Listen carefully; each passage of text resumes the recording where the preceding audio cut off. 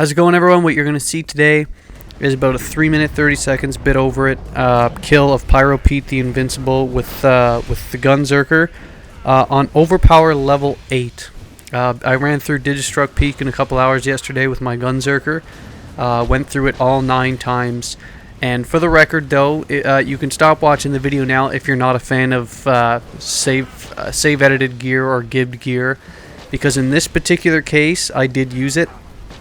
I leveled up all of my gear to Overpower level 8 to fight Overpower level 8 Pyro Pete.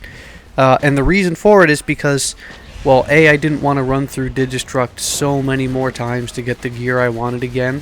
I'm a big min-max and endgame kind of player. That's who I am. Fun is entirely subjective. This is the way, and always the way it should be.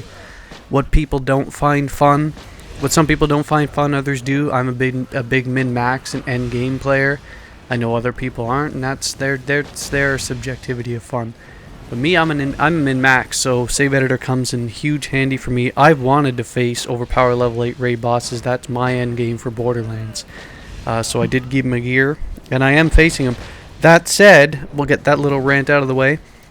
If you aren't willing to give your gear or refarm all of your gear, which I won't have the time or desire to do, if you don't have Overpower level 8 gear to fight Overpower level 8 enemies, good luck. That's all I have to say. The health is increased to an exponential rate. The damage they output, as you might expect, is a lot higher as well. Pyro, the stream strategy for Pete's not difficult, though. The big strategy with him is to do exactly the same as you normally would. Wear down his shield with a shock weapon. Use Moxie weapons to continually regen your health. And then switch. You can use the heralds the whole way. Like a lot of the time I was using the heralds, but I wasn't getting lucky on the money shot in previous runs, so I wasn't killing him as fast. But in this case I did use the shock, and then I switched to the herald once I wore down his health. The sheriff badge to increase the rate of fire, and then just go for critical hits. That's the key. Nothing really special about the run here. It's just but like I was saying, the incredible amount of health and damage output that these enemies have in Overpower level 8 now. You absolutely need Overpower level 8 guns. You absolutely need to use whatever you need to use to get through these. Otherwise, you're going to have a hell of a time. But I figured this would be a pretty decent run to show about less than a day after Digistruct came out. So that's why I posted it. I tried Hyperius with Krieg the other day, melee Krieg, trying to kill him. And the old strategy I used to use is to use, when you get knocked into fight for your life, I'd use the rapier and just bash him for about half my fight for your life meter.